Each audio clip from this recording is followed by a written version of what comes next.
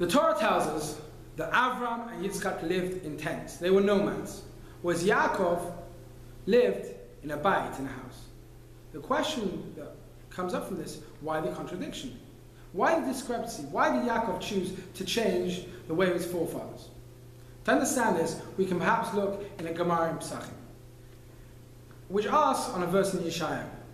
The verse says, "V'alchu amim rabim, v'amru lechu v'na'ale el har Hashem el beit Elokei Yaakov." Let us ascend the mountain of God to the house of the God of Yaakov. The Gemara asks, why the house of Yaakov? You have another two forefathers. Why not the house of Avram? Why not the house of Yitzchak? And the Gemara answers, because in the days of Avram, this mountain was known as Har, a mountain. In the days of Yitzchak, Har Moriah was known as a sadeh, a field. But in the days of Yaakov, it was finally known as a bayit. As such, when the verse in Yeshayahu uses the word bayit, house, it attributes it to Yaakov. But the Rabbi asks, but why did the Torah use this lashon?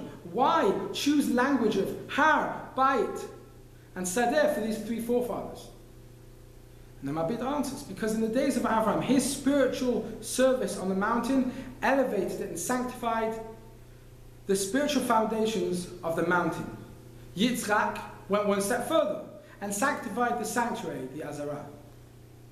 And Yaakov went even a further step. He sanctified the bayit, the house. With this answer, we can begin to understand why Avram and Yitzchak didn't want to live in a house.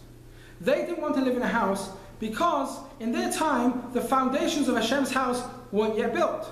How can we live in a house? How can we put down roots if Hashem still doesn't have a house? We need to live like nomads to show our discomfort. Yet Yaakov, with his spiritual service, he built foundations, the spiritual foundations of the house. He could now settle down and put down roots. In our days, where Har HaBayit Be'yadenu, as Motagur said in 67, yes, we have the Har, but the Bayit isn't there. We also need to tap into this discomfort.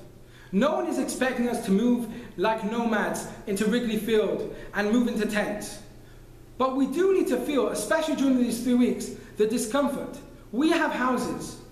Jews live in houses today, but Hashem is still homeless. He still doesn't have a house. And with that discomfort, felt, especially during the 3 weeks, please God, the bayit will be built soon.